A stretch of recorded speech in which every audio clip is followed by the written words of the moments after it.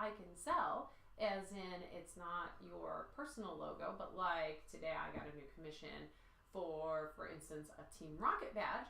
I don't charge you fees for that except for what I would charge for selling the patch. So you don't have custom digitizing fees on top of your patch fees for that. So if you need that, hit me up on any of my socials. I will get with you and get some work done.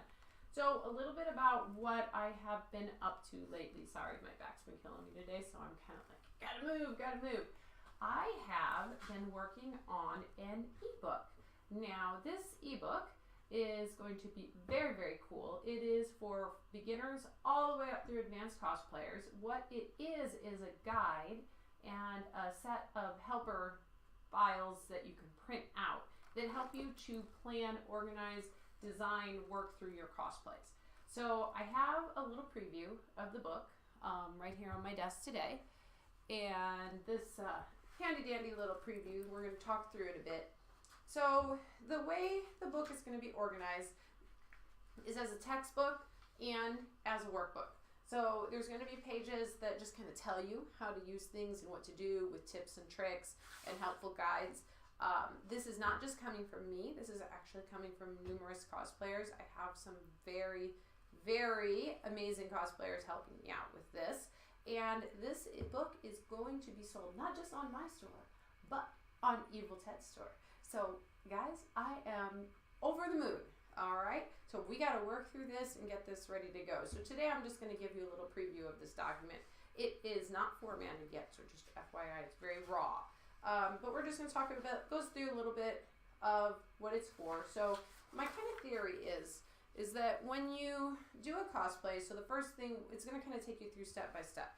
So what do we do first? We need to decide what character we want to cosplay. So this takes you through first deciding which character. Most of us have not a problem of not enough characters, but we have a problem of too many. And especially when you're new, you get really overwhelmed really quickly picking that first, because you feel like that first cosplay is so vital and so important, and you can't narrow it down so easily. So this helps you go through that. I also teach through something that you learn in fashion design school, which is making a mood board. A lot of designers in various instances use these mood boards, but I call them an idea board because realistically you can use them for anything. So I walk you through that. Then what I actually do is give you some very cool layouts to go ahead and fill out and put your own information in. So it has these cool project planner pages. We're going to have croquis. Croquis are sort of like pre-made body pieces that will help you to be able to draw on top of. So I just wanted to kind of talk a little bit about it. I go through tips on research. I go through how to make design decisions, going through everything starting from your sketch to thinking about things like how are you going to breathe, how are you going to sit, how are you going to eat, is it screen accurate, is it something that's your own ideas, is it an animated feature that you're going to need to work through things. Then we go through parts breakdowns, so you build part breakdown lists, and that's really helpful because that's going to actually help you work through making sure that you get each and every part of your project. By the way, Death Gogi, thanks for the host. Just saw that on my phone. My sound isn't working on my computer today for some reason. I was arguing with it and just decided, that's why I was late streaming. I just decided that we'd do this anyway. And I don't need the sound on my computer. I only need sound in, not sound out. All right. Then we talk about budgeting. Budgeting, super important, considering that most cosplays do tend to go over budget.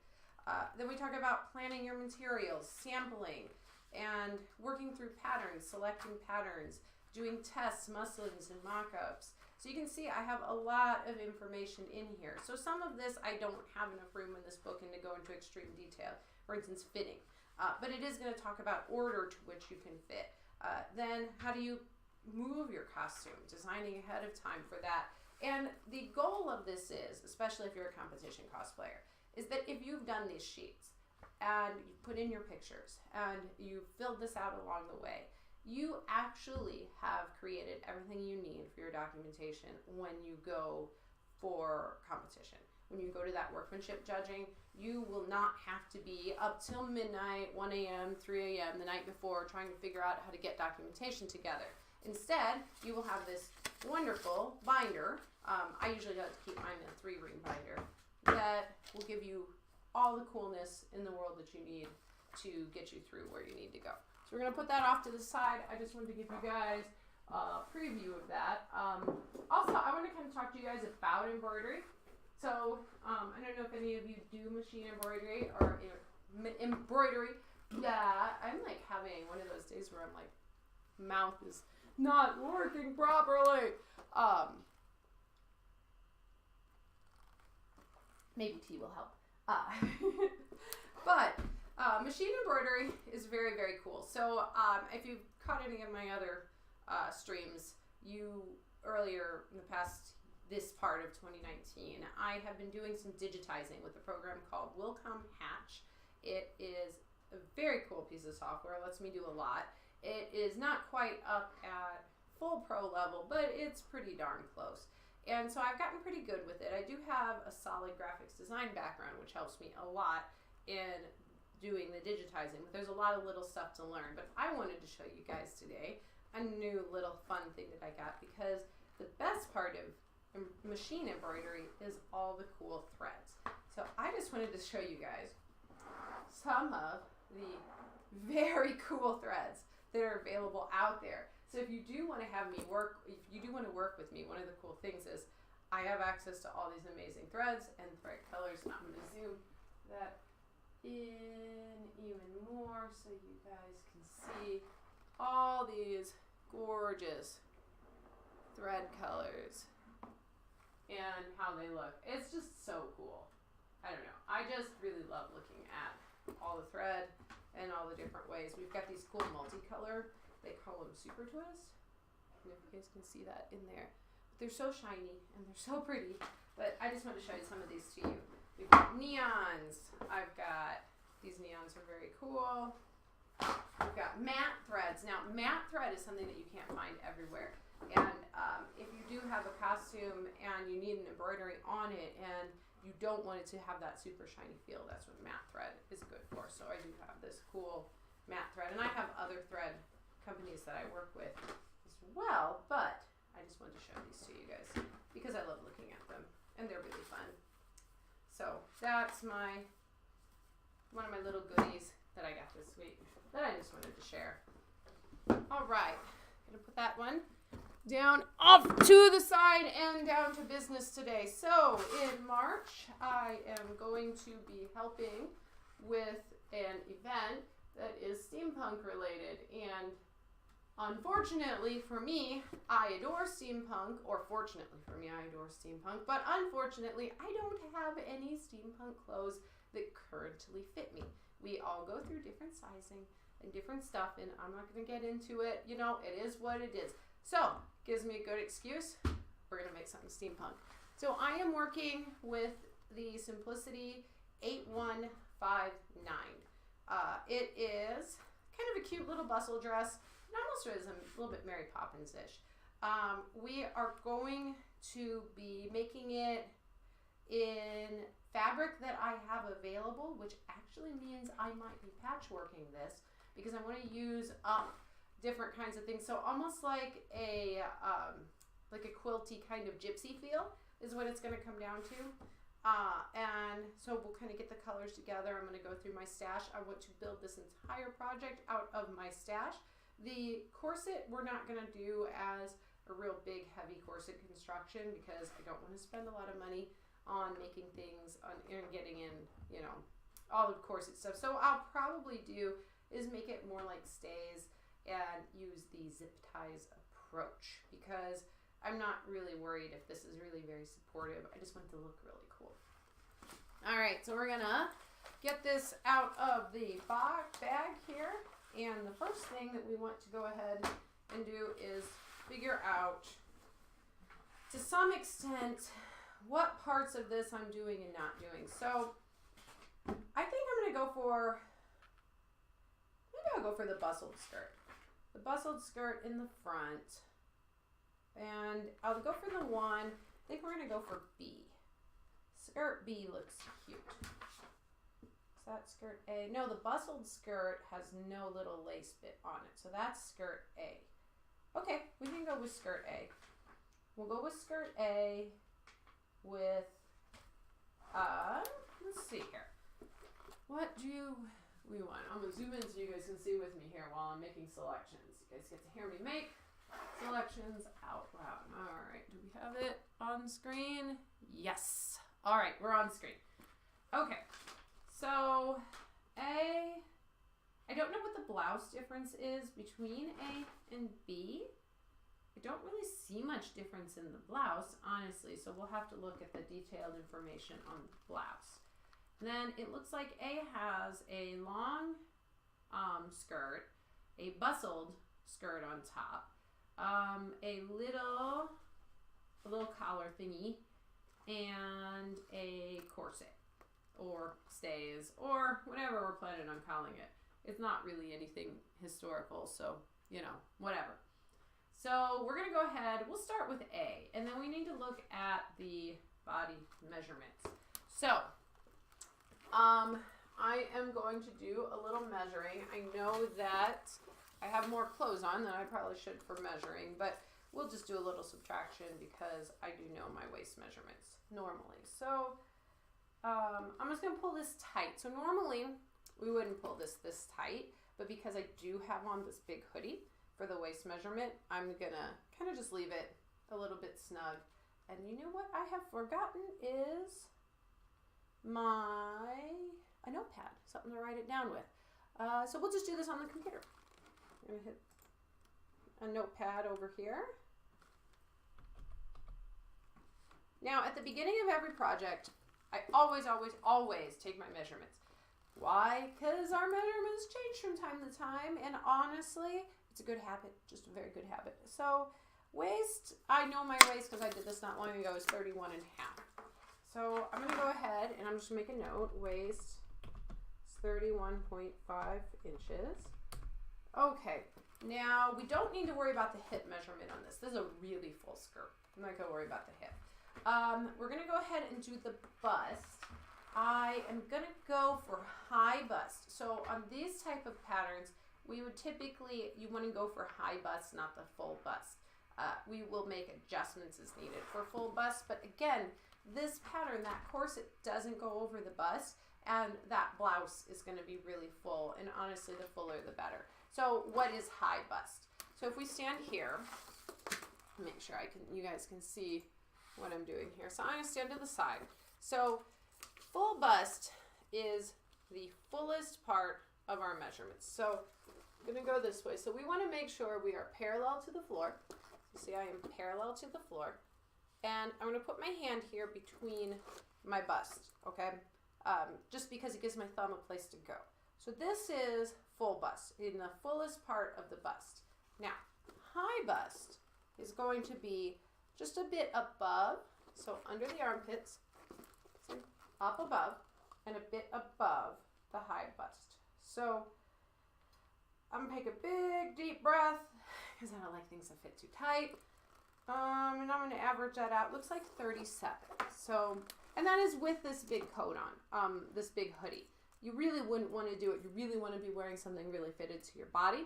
But we're working with this. I don't have to worry about things. So I'm gonna write high bust 37 inches. So that's honestly all the measurements we're gonna need for right now to select. Now, a good thing to note is these patterns typically have what is called a lot of ease. What is ease? Ease is where there's two kinds of ease. So there is wearing ease, which means when you saw me take a big deep breath there, that tape measure, which you guys couldn't see close, went bigger and then smaller. It loosened back up again. So wearing ease is the ease we need to do things like breathe, sit, move around, you know, move our legs up and down. Those are all wearing ease. Then styling ease is how much extra to our body we need to make it look pretty. So in this case, this skirt is very full. We could also say this skirt has a large amount of style ease in it. And that would let us know you know, like that's basically telling us what's going on. And my phone's making noises. All right, I'm going to shrink this down. So wearing ease, styling ease. All right, that's what we need to remember. So let's go in here and look at our little chart. I'm going to take this in more so you guys can see on this little chart. All right, here we go. This will be a little tricky just because I can't exactly see what's going on up there. So we'll just make that a little tricky. There we go. All right, there, now I can see what's going on. All right. So, body measurements. We have the bust. Now, it just says bust here. It doesn't say high bust. It's a trick to know to measure the high bust because a lot of times these patterns are tricky, these big four pattern companies. Now, if you go to something like a folkwear pattern, you're going to actually use your regular full bust. Those patterns are a lot easier to work with. Okay, so let's go to the pattern size. We're going to find our pattern size. When I say my bust was 37, so that puts me between a 14 and a 16, but the waist is much higher, so that puts me between a 16 and an 18. So we have a few different things that we can do. The top, just the standard top, the A, I think we're going to go ahead and make that in a 16. All right, because the bust there is 38 and 30. That doesn't fit at the waist. So I'm going to make a note here that the top is going to be, for the blouse, is going to be size, what did I say, size 16? Size 16. Now, I prefer to take in rather than let out, so I'm going to do the skirt based on the waist size of an 18. So we're going to do the size 18 on the skirt. Now, I don't usually wear a size 18 if I go to a store and buy something. Right now, I wear somewhere between a 10 and 12 normally. These sizes are not based on what you get in a store. So do not be concerned by the numbers on these. If I look at the waist size on what they call a size 6, it is 23 inches. My skinny as a rail 10-year-old has a waist that's bigger than 23 inches. So this is a very tiny, tiny size. It's more like a size 0. So if we think about that and you bring those down, thinking that the smallest size really is a 0, and you go 2, 4, 6, 8. So let's do that. 0, 2, 4, 6, 8, 10. Yep, 10, 12. That's about where I normally am. So that kind of gives you an idea of where we're going with this for... Oh my God, yes, girl, those pattern sizes are miniature. I mean, the fact that I wear an 18, 16, 18, and honestly, all of these sizes, so this envelope says it's 14 and up. I don't even know why they sell the other envelope. Like, I guess for kids sizing, who knows? All right, I gotta pay attention to the chat better. Sorry about that.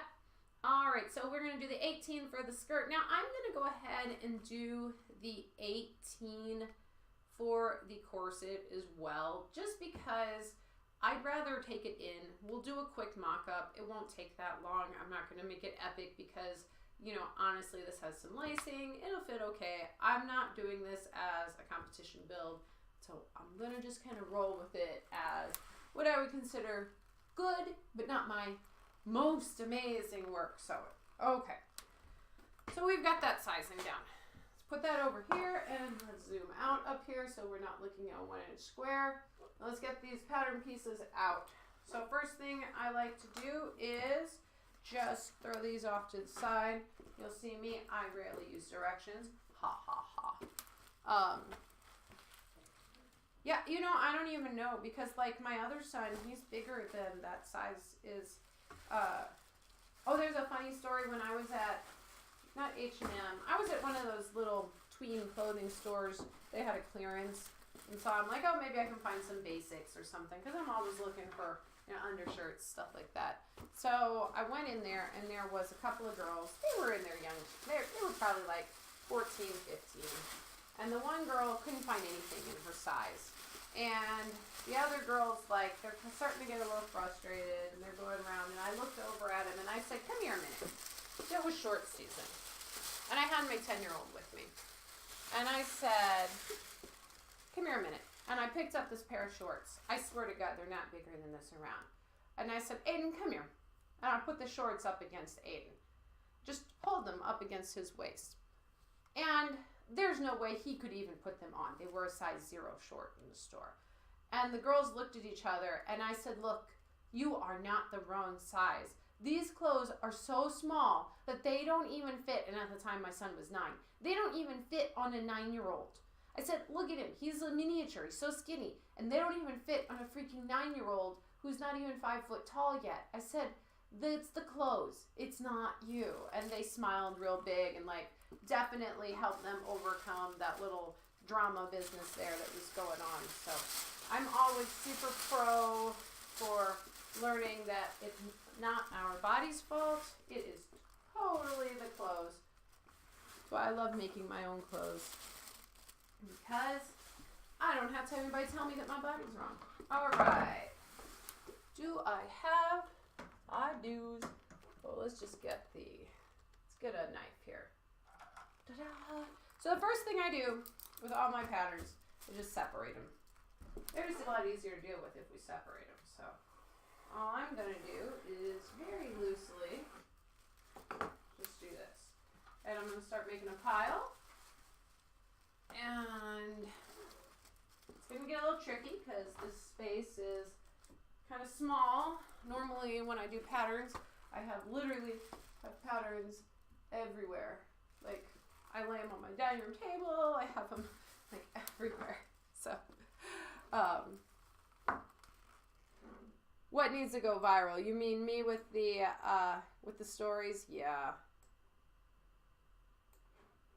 It irritates me. It irritates me to no end that these poor girls are being told that, like, or at least they feel like their bodies are wrong when the clothes don't even fit on my freaking 10-year-old. Like, it's not even right. And he is so skinny that he still fits in a clothing size that's basically like so small that he doesn't actually, like, so narrow in the waist that he's like another clothing size in height but not in waist. All right, this pattern piece here has something fun on it. So see how it looks like there's no line that ends there, and it kind of has these little dots. Those mean that this actually joins to another piece. So this must be the rest of this piece. So this is actually going to go over here on that piece, but I'm not going to join those just yet. Because, you know, patterns have to be harder, right? Like, we can't just make them easy. All right. You know what? I got to go off screen for just a moment to move something here. Get it out of my way. There we go. I need more room. Sorry about that. Alrighty.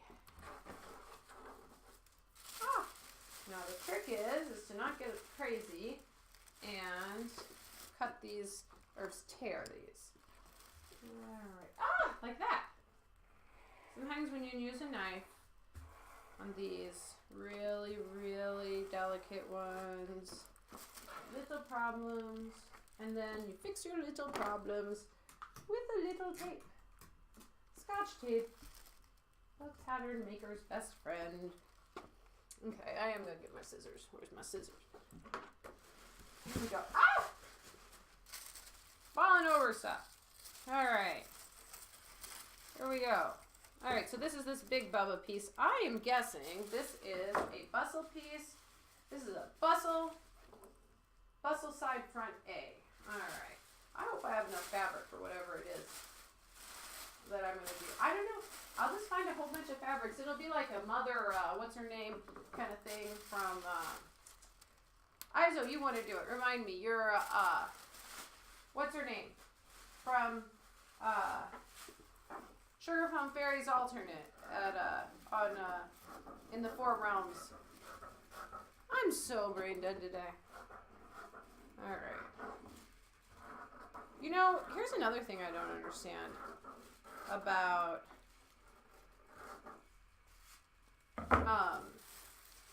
these patterns. So you have pieces like this. So what is this piece? This is the neck elastic guy. Why couldn't it just say in the directions, cut a piece of elastic 1 inch wide, X amount of inches long? This is ridiculous. Like, I don't need to, I can use a freaking ruler. Jeez, I hate these things. So then I'll just measure and write it down as a note. Like, why do I need a guide, right? Here we go. All right, I'm gonna put my knife away so I don't get cray-cray on that. All right, so this is Bustle B. We don't need Bustle B, so I'm gonna put Bustle B in the no pile. I won't worry about it. So, since I don't keep my patterns back in those minuscule tiny envelopes, I'm gonna fold this up my way. I do it my way. All right. There we go. And I do take the time to fold these when I'm doing them just because it helps you to know that's in the no pile. I do not need that. All right. These are obviously corset pieces. So we're going to make this corset's going to be kind of a Frankenstein of stuff. Alrighty, there's like 8 sheets in this one. Oh, Mother Ginger, thank you. Yes, so it's gonna, I'm thinking of making this a Mother Ginger inspired look. So she's gonna have all sorts of wonky trim and things like that to just give this whole, because I feel like Mother Ginger can meet steampunk. I think. I don't know. You guys let me know. Can Mother Ginger be steampunk? Because I think she can.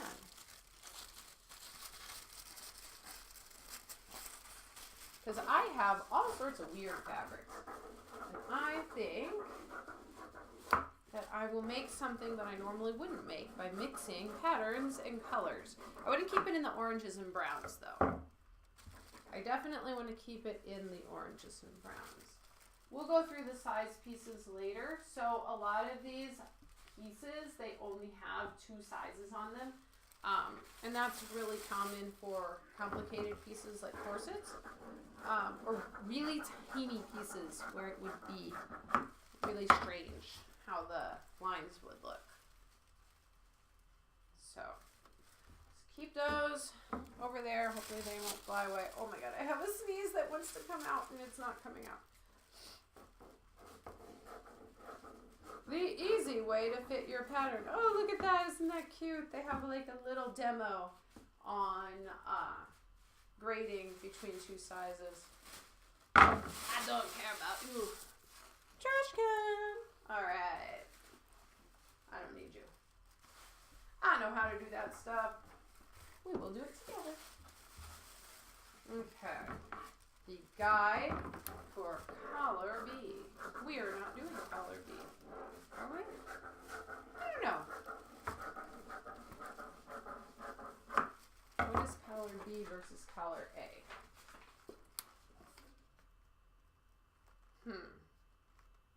I don't know. We can always get back out later. Alright. This is some sort of pleated thing collar B is. You can't even really see it in the... I don't understand what it is. Oh, it's like a little pleated neck thing. I may just make my own thing. Probably just make up my own collar piece. Based on whatever trim that I have kind of laying around. Because this girl has a closet. Oh my God. Okay, how do I know what kind of fabrics I can combine? Well, it really depends on basically how they'll flow together with each other. So it's based on drape. You can combine any combination of kind of fabric, like you can cotton and linen and polyester and whatever. So what I'm going to do is just hold them together and test them. If I hold them together, how would they affect the drape of each other? So if I had something really stiff sewn onto something really drapey, it's going to make one kind of weird. It's going to make it sag weird because one won't hold up the other.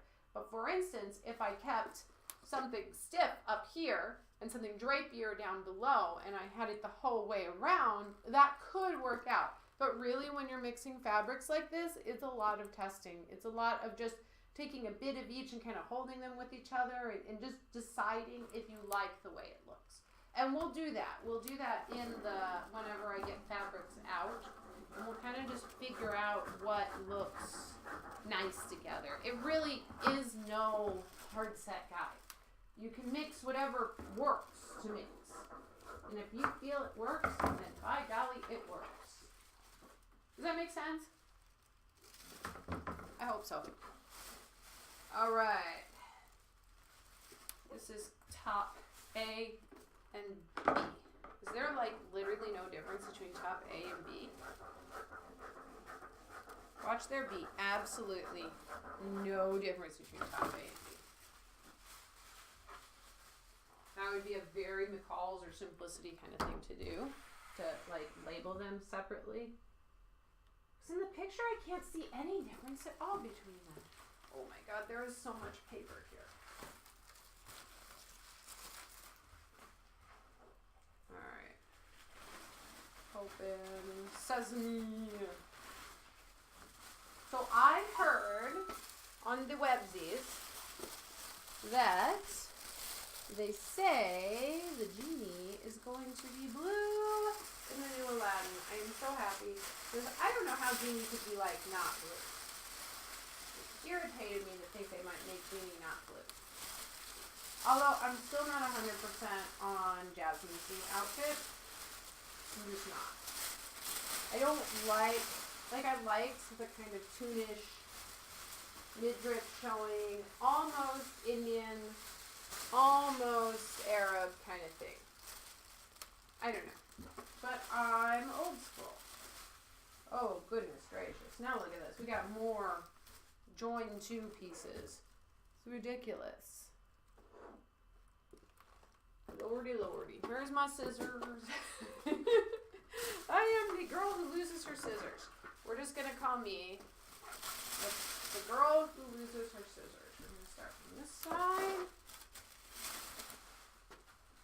That's a weirdo piece. Check that one out. Is that like a bow? What is that? Oh, it's a belt. It's the belt for the corset. A weird looking piece. It looked like a bone. That's funny. Sometimes I really get amused looking at pattern shapes. Because normally I don't go, it's very rare for me to look at a piece and not go, yeah, I know what that's probably for. But sometimes I do. And when I do, it's always like, oh cool, there's one I don't know what it is. I kind of enjoy it. Again, another piece that could have been sleeve elastic guide. Now, why not just measure?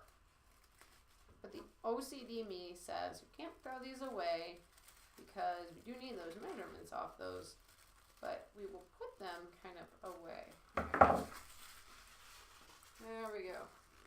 Trash. Now these little suckers don't like to be found. They like to fly off your table. They like to be a real pain.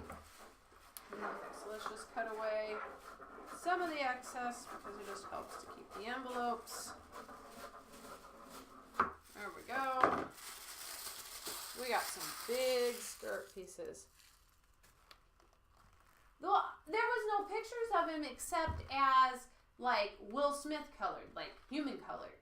And so there was rumor that he wasn't going to be blue because there hadn't been any makeup of him blue.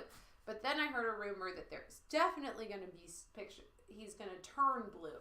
So I don't know. But there's a lot about the Aladdin movie that I'm not 100% on. But we'll have to wait and see.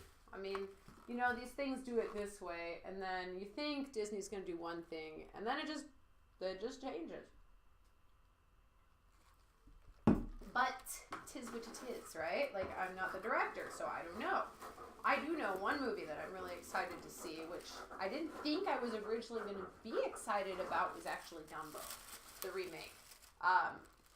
I was never a super Dumbo fan, mostly because, and this is gonna sound lame, Dumbo made me cry. I always got really, really like teary-eyed watching Dumbo. So I'm like, yeah, I'm that kind of girl. I got teary-eyed watching Dumbo, and I didn't like the way that I felt when I watched it as a kid because it made me really sad and want to miss my mom. So if I was anywhere where I wasn't near my mom, I would get like really sad. So, yeah, but I do like the darkness, the very Tim Burton aspect of it. So I am excited to see Dumbo, which I did not think I was going to be. So that is that. All right.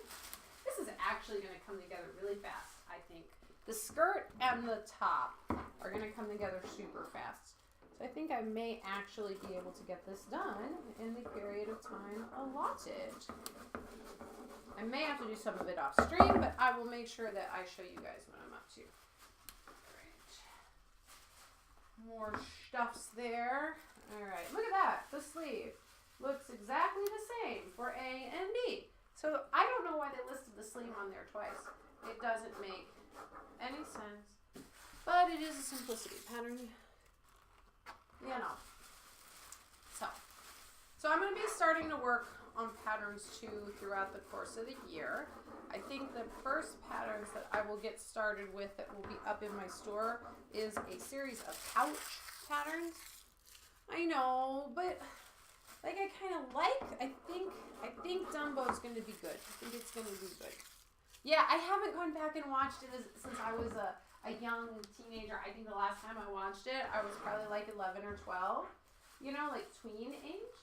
So I probably can handle it now, but now that I have kids, I'm like the mom that misses her kids and like gets all teary-eyed. So I don't know. But I do want to see the new one. Whether it's torture or not, I want to see it. More pieces that get connected to each other. Jeez. A is the pain one. Just going to have a lot of fabric. So on some of these days when I stream where I have a lot of fabric, I may not be able to do my overhead. Just so you guys know.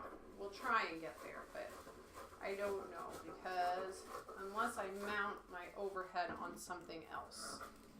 It's currently the way I put my overhead. It's not gonna go up high enough. I may have to go through my stands and figure out. Neckband and tie B. Finally, B. I don't need B. Alright. I swear every piece is for A in this. Okay. Collar A. And that's just a big freestanding collar. Oh my god, I got the prettiest little collar piece. It's a little piece of lace. I got it over at the little shop of around the corner. It's a lace collar.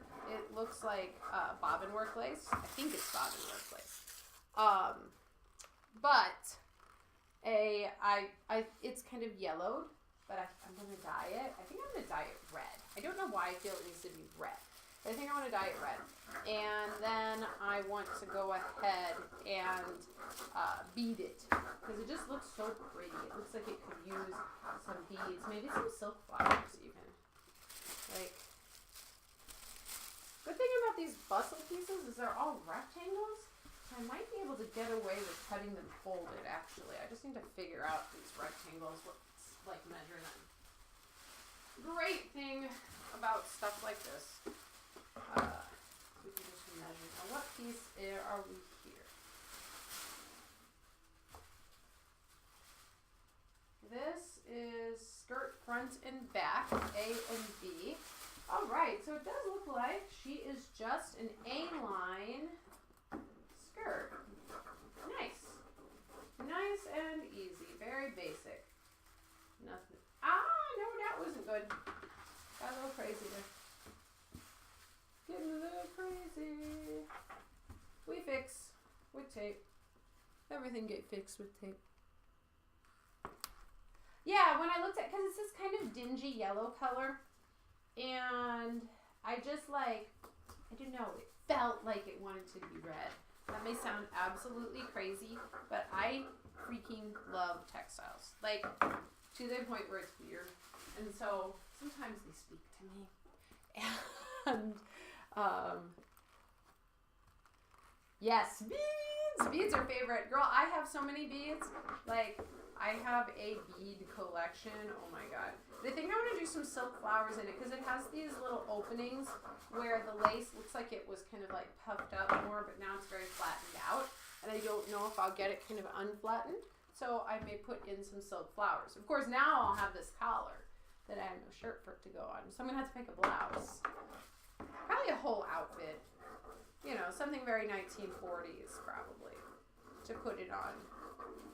Although it's not my normal style to do stuff like that, I feel like I want to. So I get to because I make clothes and I can make what I want. And that is the wonderful enabling part of sewing, is that whenever you can make what you want, they can all go, I get to wear what I want.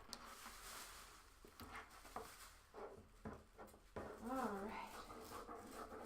There we go. Now, we get the fantabulous process of ironing all the pieces flat. Why would I want to iron all these pieces flat? Well, she says, because you're going to see some magic start.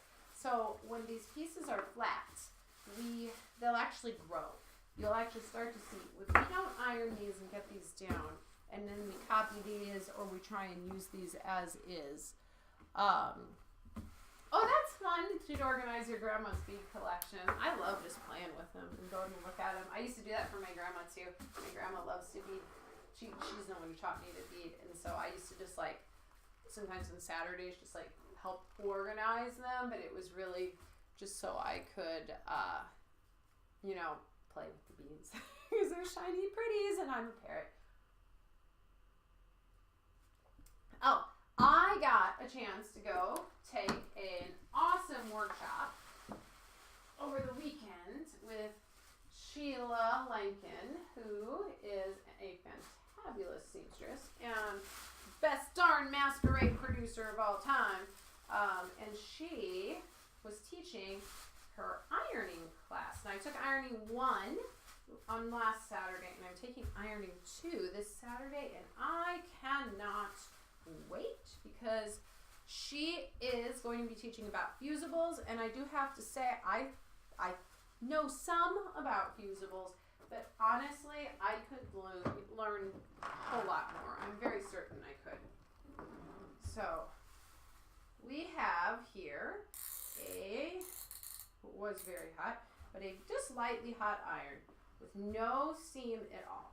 And all I'm going to do is go across the paper and just get this flattened out. That's it. Nothing fancy, nothing special. And I have a tiny little to-go ironing board that fits in this little space here. I do have a bigger one that I normally do this on, but you guys couldn't see me do it on camera. So I'm just going to do it here so you guys can see me do it. And you'll see how this piece now, we got that a little crazy. You'll see it start to come together. And you can do this with any paper. Actually, all paper can be ironed. People don't realize that. It won't hurt the paper as long as your iron has no steam. So, all I'm going to do is gently, carefully. Now, if there's a spot that's very folded, I just grab it and pull a little bit to get those wrinkles all out. When you're sewing, you're ironing, your iron should be your bestie. Your iron can do miracles. Miracles, I tell you. All right, so that's the skirt front and back. So let's see what size this is. It's 14-16. What size was I making in the corset? The corset, I was going to make an 18, I think. Yes, I was going to make the 18. So 14-16 goes. There we go. Here. Gets confusing until you get this all cut out. At least I think it does. What is the clock? All right. Okay, we're just, now if you have tape, scotch tape, you gotta be a little more careful because the scotch tape will melt, but I don't have much scotch tape on these, so I should be okay. Alright. Now, I like these little boards that I have back here, and I don't know if you guys notice 16. What's 16? Oh, I was making the 16. No, I think I'll make the blouse at 16, but I think I'm actually going to make the corset at 18 because the waist size is very small in the 16 compared to me, and I'd rather go a little bigger, I think. So I'm going to go up to the 18 because I prefer to bring in rather than take out. I just find it easier. And since it's an under bust, it doesn't have to fit above. So, like, look at this piece. This piece is like hardcore wrinkly. But I will be coming back and teaching you guys everything that I've learned from Sheila. So, I will be broadcasting my knowledge to the world. So you guys will get the goods out of that. Alrighty, here we go. So tonight what we're gonna do is we're just gonna prep. I'm gonna make a few notes, we're gonna prep, and then later this week I will try and sneak in a stream on copying, but I think you guys have seen me copy patterns before. So I tend to not cut my patterns, my originals, just for a number of reasons, but mostly because I make mistakes. One is because I want to have it back again to go to if I change size. Because if I cut that pattern permanently on its lines, then I gotta buy another one. Now a lot of people will be like, oh, well, you could just buy another one. You could, unless it's 8 years later and now that pattern's out of print. So that's one reason. Another reason is because sometimes you make a mistake and you think you've got the right size. You really do. You measure, you go, you think you've got the right size. No, it's not the right size. You gotta go back. And then if you cut it already, well, that's sad. You don't have the rest of the sizes. So I take the time to copy. Also, whenever you're making modifications, like for size or for style, copying your pattern gives you a base to go back to if you want to make that style again but slightly different, or you've done a full bust up alteration, or you've done any number of things that especially us cosplayers tend to do. So having your base patterns back again is a good idea. I should say we cosplayers, right? Is it we cosplayers or us cosplayers? I don't know. My English is cray-cray today. Alright. And you guys will see me switch hands up a lot. I just tend to do that. I'm actually left-handed, but I can work with both hands for the most part. So if you guys see me switching up, that's what I'm doing. Just working my hands evenly.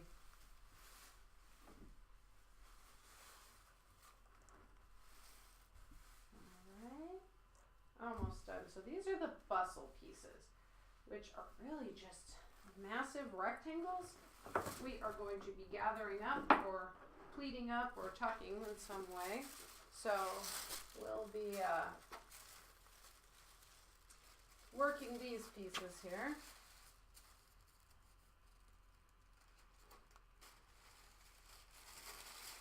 Put these up here.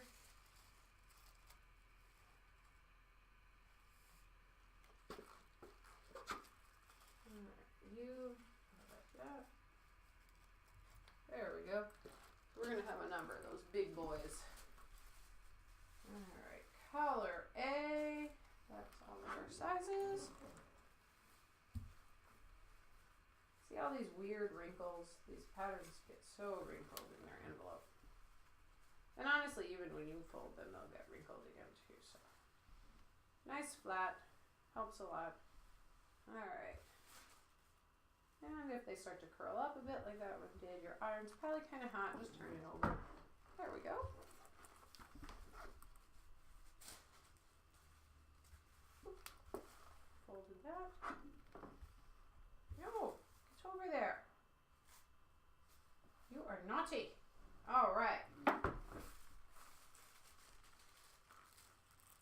That's what editors are for. Yes, ma'am. That is what editors are for. But editors don't help me live. They do not. So, yeah, so A and B have the exact same top. Even though it shows the top separately. Makes no sense. Unless they thought people would get confused. But I don't know why you would get confused in that way. I do know that you get confused the other way, the way I did. So, you know. I'm just giving these a little tug. Get them open. So this blouse is basically a peasant blouse. They're really easy to make, honestly. It's a giant sleeve that's going to end up getting gathered into a small, much smaller sleeve. And the corset sucks it in, so it gets to be all loosey-goosey. Gives us a lot of opportunity, though, for adding lace. And there's always fun when you get to add lace. So these little doodlers back here are, you know, the pink foam at Home Depot. I just covered them in fabric, and then that's the pink foam. So, oh, this is the 14 to 16 belt. So I'm just going to flatten it a teeny bit here since I've already got it here, and then put it away because I need the 18. Put that over here. All right. Now, where shall we start? I don't have a real rhyme or reason where I start. I just start. You gotta start somewhere, right? Alright.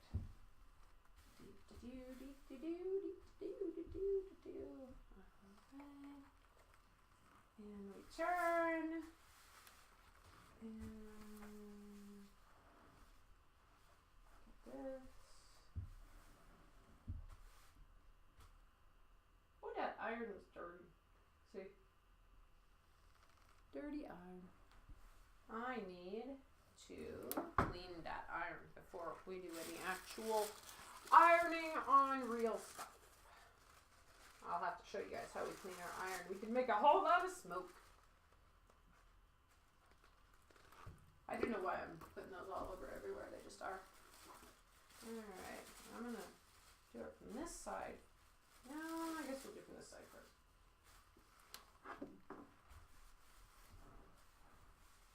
So this bustle, I may not actually copy the pattern pieces on the bustle. What I'll just do, since these are all rectangles, is measure. And then we'll just measure these off right onto the fabric. Especially if I'm going to make a mishmash of quilted fabrics. Because we'll want to sew those together into a general shape before we cut the final out.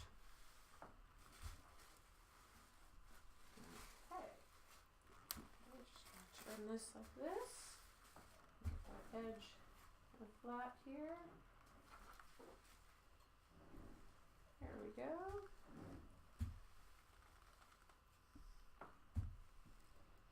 All right. There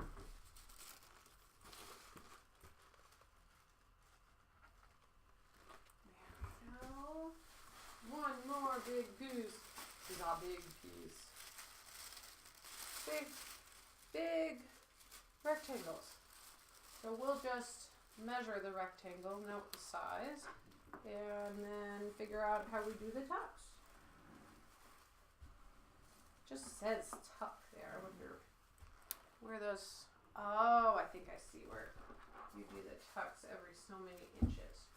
Yeah, this can all be done using a ruler and not have to wield this gigantic mega-sized pattern piece. But OCD me says we still must prepare the pattern piece. Actually, we should still prepare the pattern piece because we still need to measure it. So we will measure. There we go. All right. Getting all the wrinkles out. Getting all the wrinkles out. Wrinkle. See, we got big wrinkle coming up here. This one, you're going to see. This one, like, look at that. We've got, oh, geez, in some places it's almost half an inch. Yeah, but see, if you do this, then you don't have to stretch. And see, the problem with the stretching is that you're going to get your fabric out of whack, and then you'll be off grain. And that is a mistake we cannot come back from. So this little bit of patience up front gives us a whole lot of plus as we go down the road.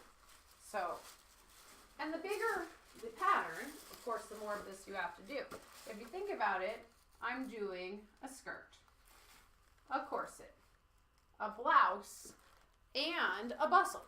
So if you're just doing a top or a pair of pants or something like that, this doesn't take that long. But we have a huge pattern here, so, and we've got a bunch of pieces, so that's why this is taking longer. Here we go. See, this would have been a mess to try to deal with. So I don't like messes. I like to fix things the way they should be to avoid messes, because I don't like the seam ripper. I hate using it when I have to. So I avoid mistakes. Now, it doesn't mean I don't have to use a seam ripper, but it does mean I avoid the seam ripper whenever I can. All right, here we go. We're almost done. We don't have too many pieces more. So I think the first thing we'll do is we'll start with the blouse. The blouse would be really easy. There's really nothing that we have to do for it. My cup size is a C normally, so these patterns are usually drafted for a C, so I don't have a lot of trouble that way. I do have to say that is a very lucky thing, but if you're in this top, particularly if you had a bigger bust, I'd go up a size and then do a pattern adjustment, because this top is like pretty freeform.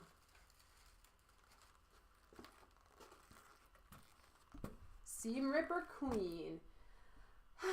Yeah, I've been the Seam Ripper Queen. Don't worry about that. I just say that I try to avoid it. Doesn't mean it works. It just means I try. You know?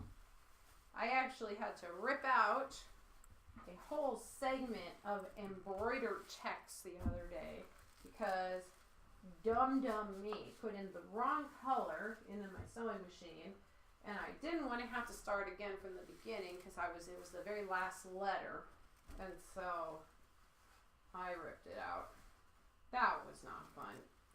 Thick embroidery, ripping it out is miserable. So avoid it if you can. It's a pain. All right, what do we got here? Well, I might as well do this since I'm doing them all, so I can get. See, I'm a little bit though. I like the iron. I'm not gonna say. I'm just gonna say it right here and admit I enjoy ironing. Really like the way it makes things look. I like seeing really pretty flat things. I don't know why, but I do. So there's my dirty little secret. I like the iron. All right. We're getting there. It's getting there. It's getting there. Was that? Yeah, that's the ones that guy. All right. Here we go. Looks like we're mostly down to corset pieces. Front AB 14, 16, 18, 20. All right. And get this here like that. Now I will I'll have to order a busk because I don't know an alternate way to make a busk. So I'll have to do the ordering for that. That's not too bad. If all I have to do is buy little odds and ends, I think I'll be happy.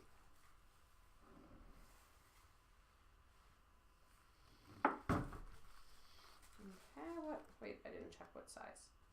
Yep. That's the size we need. Alright, here we go. That's an 18. We need that. I have to wonder why some of these, sometimes there'll be only a single size on these, and I don't know why. Weird how the patterns print. 14, 16. Don't need that. So I will not be building a muslin for the skirt and the top, only for the corset, because I know the skirt and the top, how those are going to fit. They're loosely fitted. They actually get elastic. So I don't have to worry much about those. So since I know what I'm doing with that, we won't have to make a mock-up or a muslin. Okay, 20 or 22. Yeah, I like when they have a lot of pieces that I get to put, oh, I'm going to cut some of that off. That's weird. I like when I get to put a bunch of pieces away because it means there's less work. There we go. That just bugged me. I'm just turning it off because it just bugged me. Okay. Alright. And then that's the 18. We'll take that one.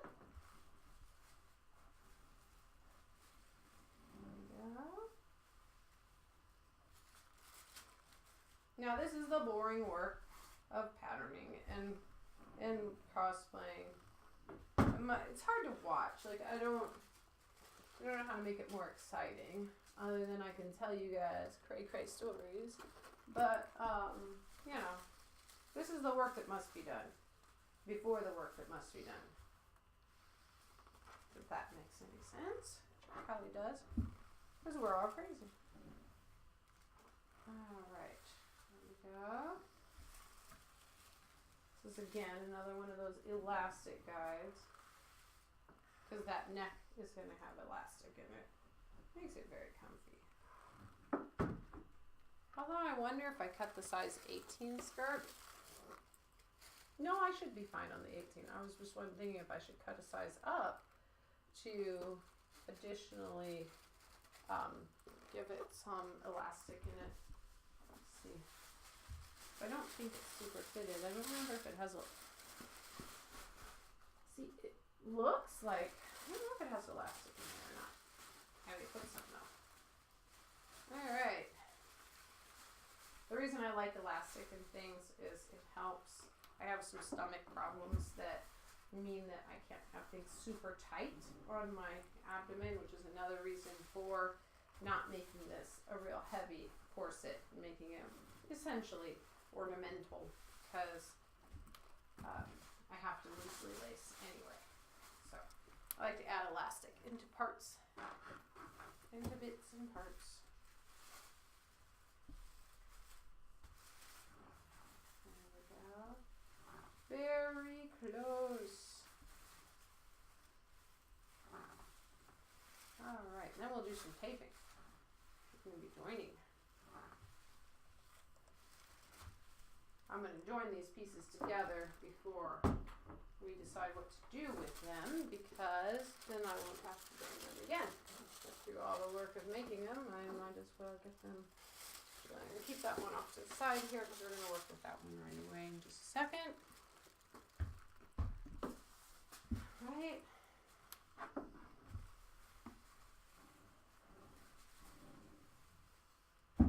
Okay.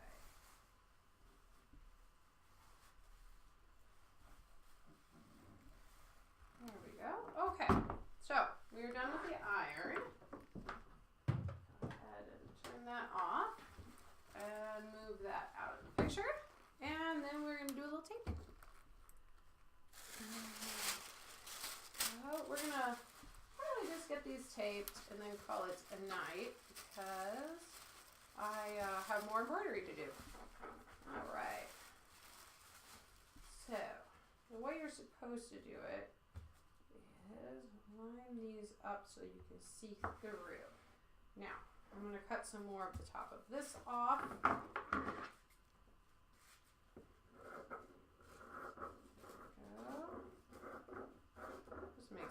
nicer looking. I'm gonna leave some of that back on there though.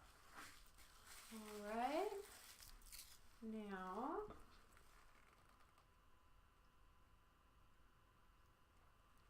here we go. Tape, tape. So you just take those and put them on top of each other till the ear, because you can see through this. You put them on top of each other so they're just together. And simply tape. While not moving the pieces like I just did. Okay. I tend to be a little bit tape heavy. That's just me. You don't have to tape it that much. I just do. Alright, and then I'm going to cut a little bit of this away.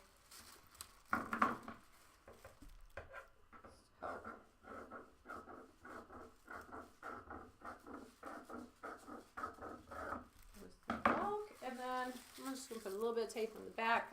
I don't like these pieces to come apart, so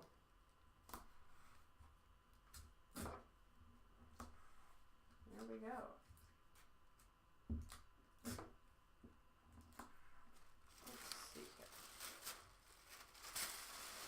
Now let's talk about some ways to cheat the copying. Now, this pattern piece has this straight side down here. So, let's assume we want to be lazy and we don't want to actually copy this entire pattern piece. Here's what we're going to do. We're going to cut out the parts that don't change based on size. And we can fold under to our size, and then that means I can be lazy and I don't have to copy this piece. So we'll go ahead and do that. Get the ruler and do this the ruler way. Where's my other ruler? Oh, there it is.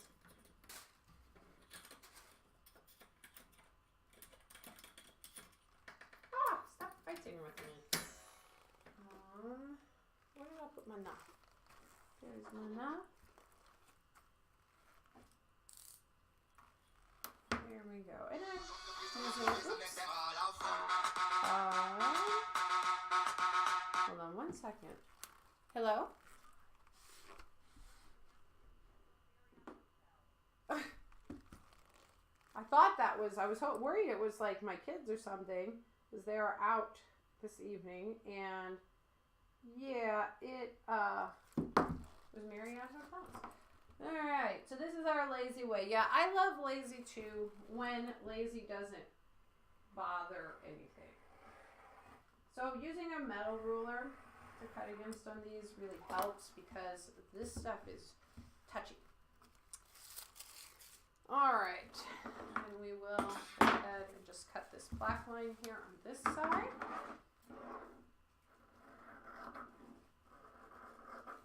Just nice and carefully.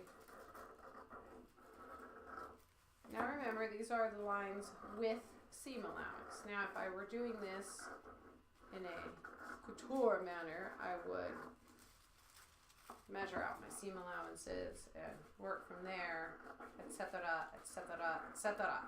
But this is a quick and dirty build, so we can do it that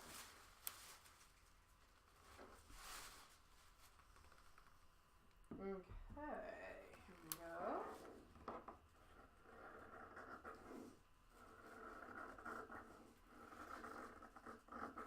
And we'll also do the bustle in the size 18. It gives my booty a little more room. I could always use more room in the booty.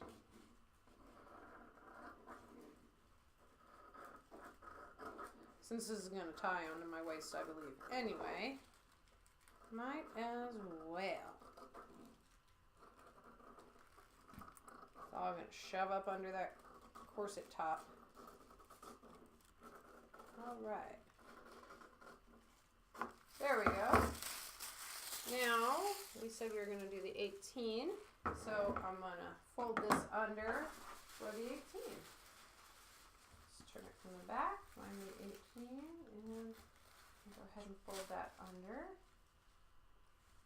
Now, you could use a little tape if you were worried about it unfolding. Remember, tape doesn't like to come off of this easily.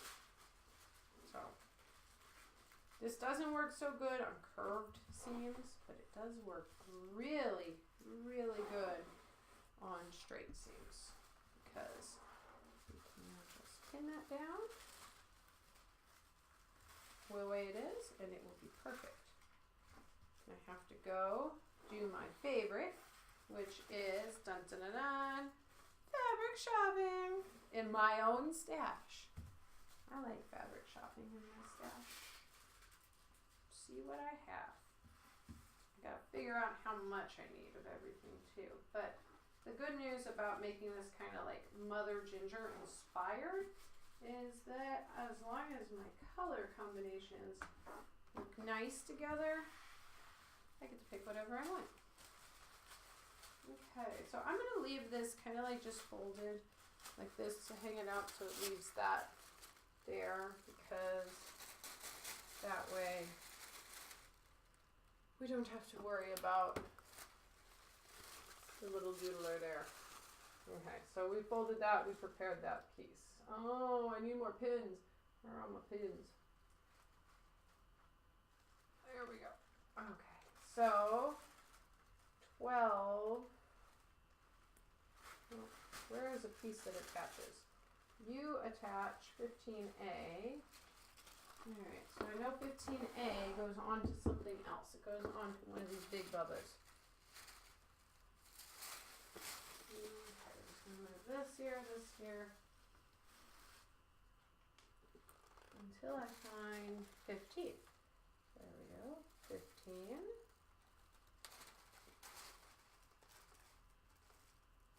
14, 16.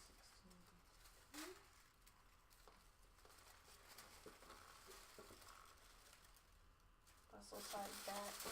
Are there two sides to bustle side back? That's weird. I'm gonna have to see what's going on here. So bustle side back. 14, 16, 18, 20, 22. Bustle side back.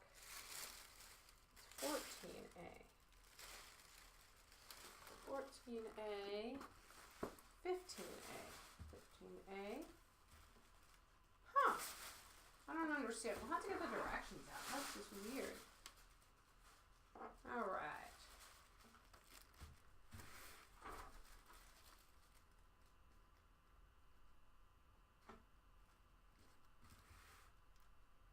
There we go.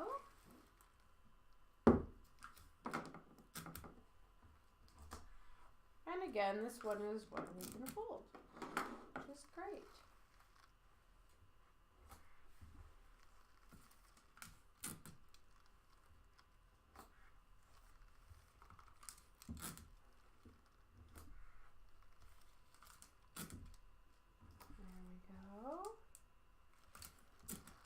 Alright, now we got this big bubba handle. Let's do the back. We'll cut and fold and prepare the big mega pieces.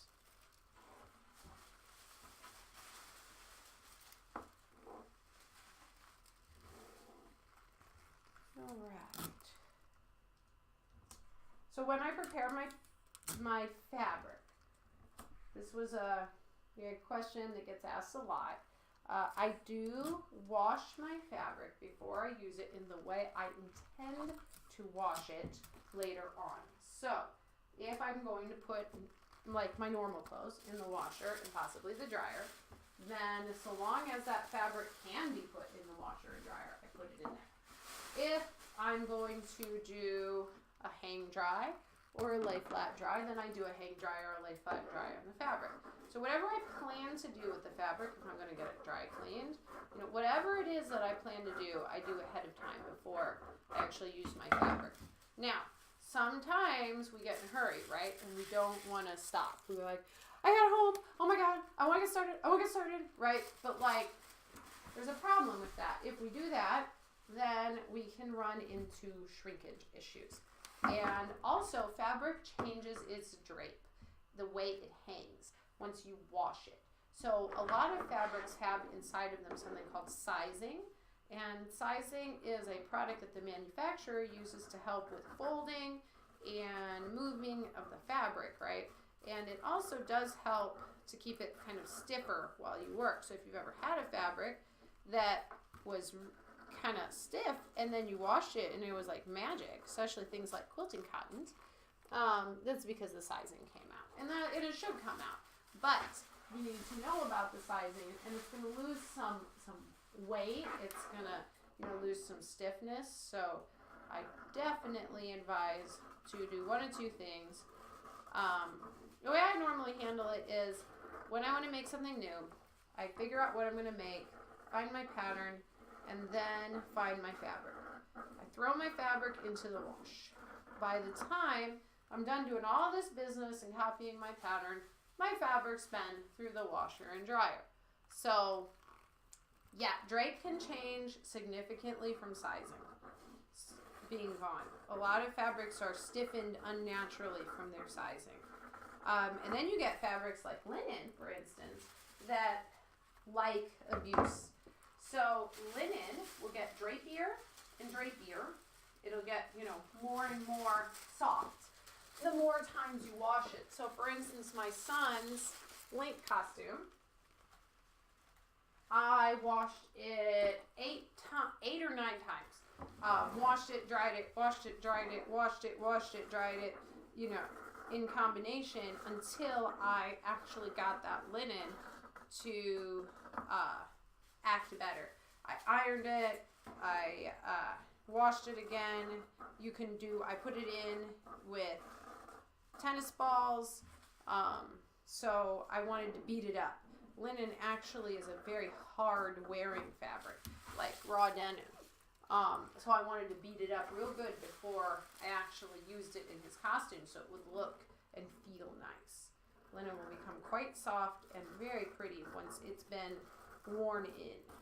And I wanted that kind of worn in look anyway, because Link is supposed to be running around the forest. He's not exactly going to be Mr. Clean, perfect.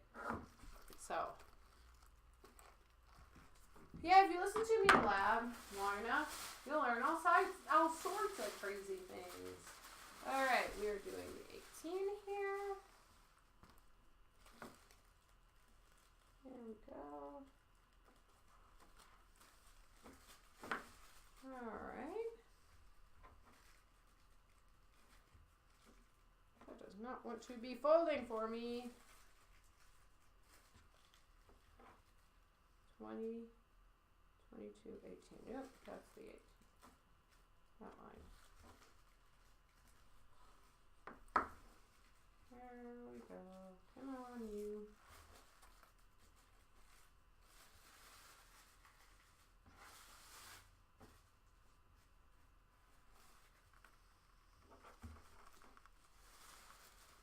So, sorry I got quiet there for a second. I started thinking about some other stuff.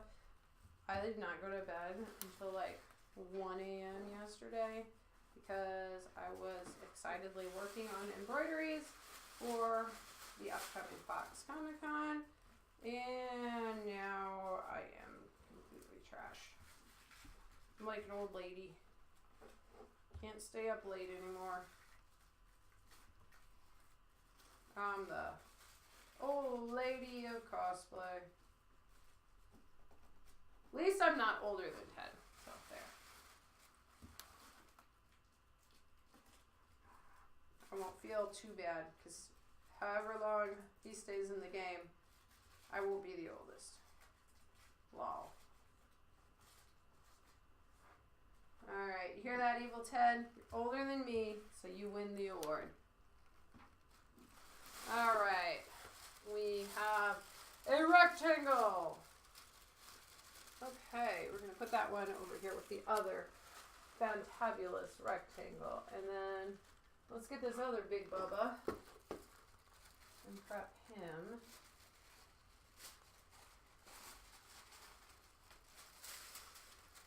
Got stuff falling up. Yep, there we go.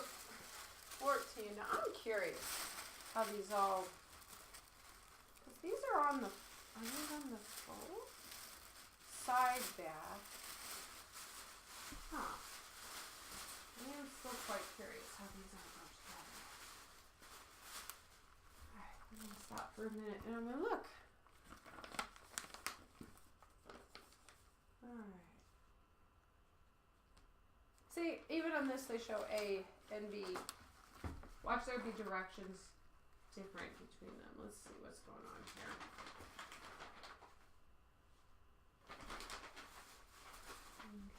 Okay, so what does it say? A top skirt bustle side back. Use pieces. A, so that's 1, 14. What is 15 for? 14, 13A is side front, 14A is side back, and 15A is back.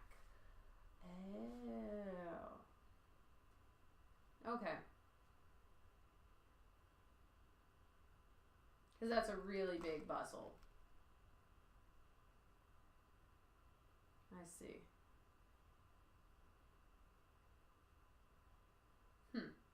All right. Well, we go with what we go with. Sometimes I overthink. Imagine that. And then I'm like, I don't know what I'm going to do. And then you get to working on it, and it's like, oh, that was not that bad. So, if you overthink stuff, don't worry about it. I still overthink stuff. And I have been doing this for like 30 years. So, it's okay if you overthink things. We all do. Alright. So we sew. And we just keep going till we figure it out. That's the rule. As long as we don't stop before we have it figured out, we're okay. There we go. There we go. There we go. There we go. Alright. Put that there. And we put that there. And we put that there. Okay, now we get to cut out this big monster. Do a cut and fold over.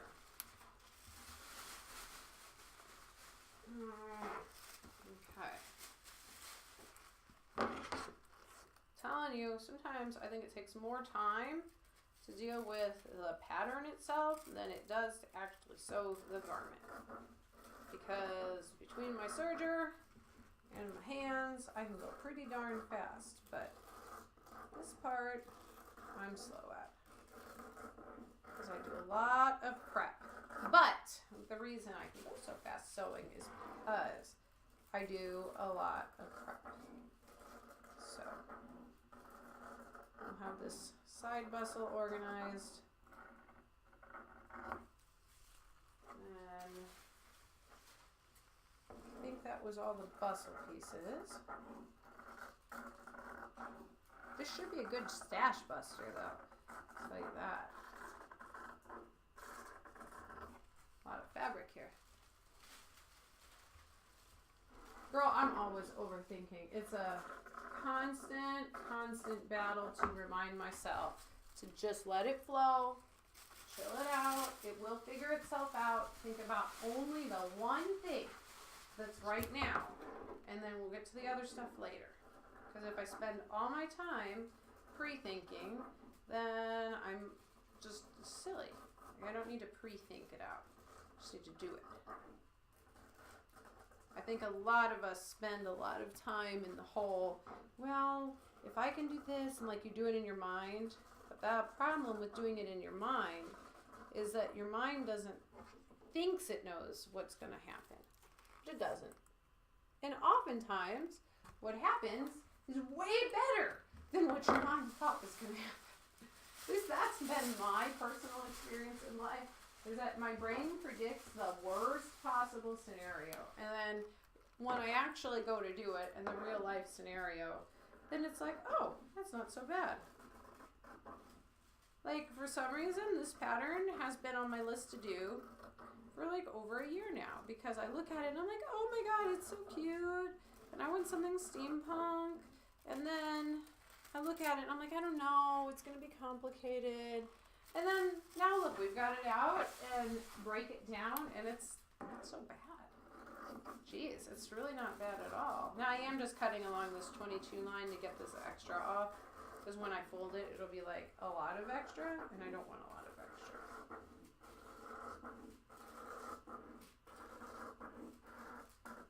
So I woke up today and thought it was kind of like Monday, most of the day today, and I didn't realize it was Tuesday until like 2 o'clock. Even though I went through Monday yesterday, but it was like, it's weird.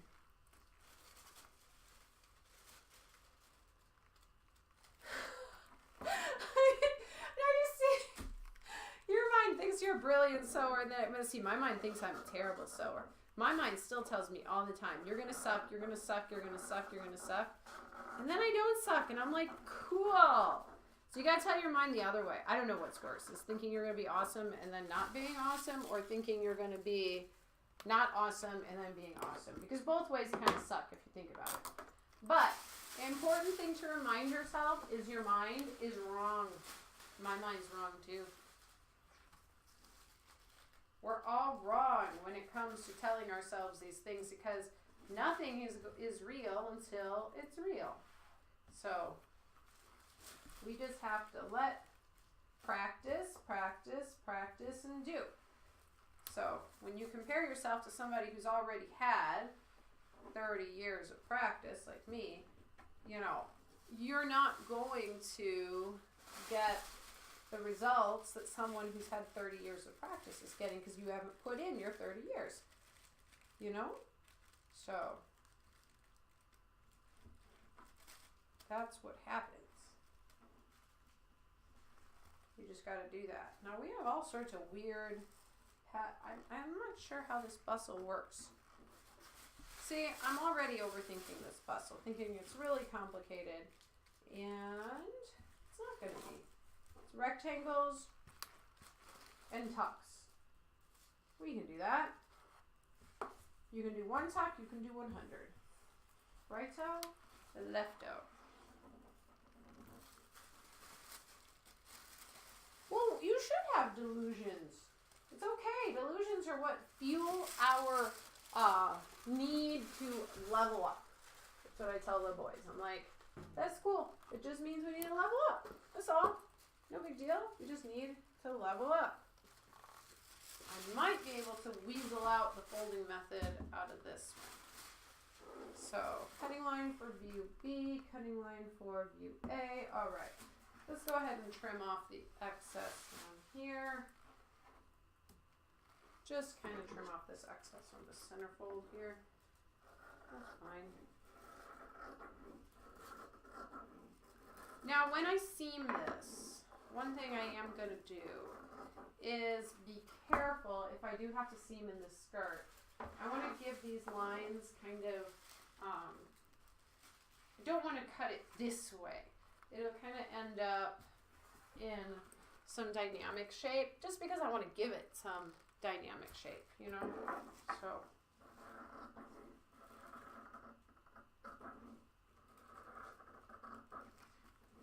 Alright.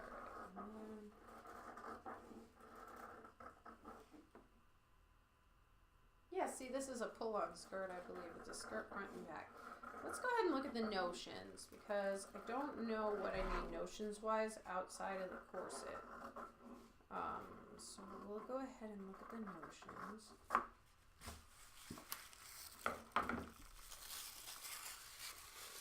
Alright. And this is the skirt. Okay. So these are very long, so I'm just going to fold this way. One time.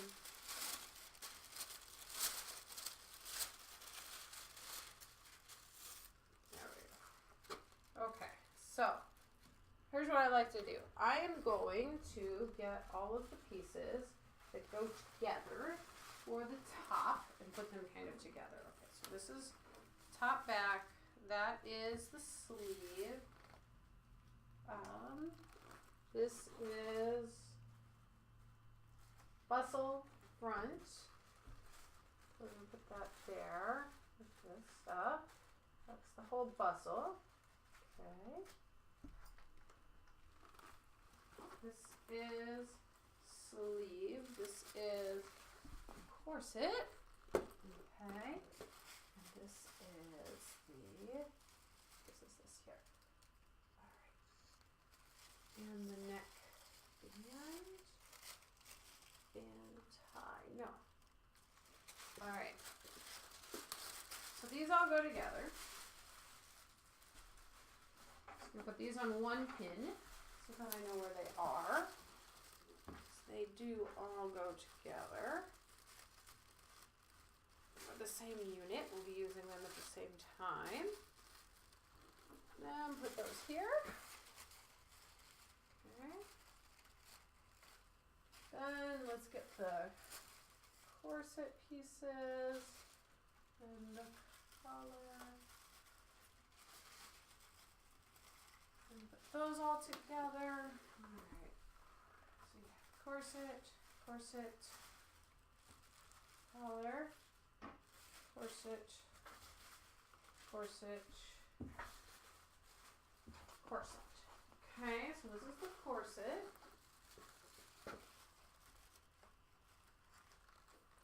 See, because we're going to break it down by garments, right? And then this is the collar. What's the collar over here? Okay, so we have pre-assembled, pre-worked, whatever we want to call it. It is now time. It looks like it's getting time for me to head home. I am now truly tired. So I hope you have a great evening, and I will be back either later this week or next week. All right, thanks.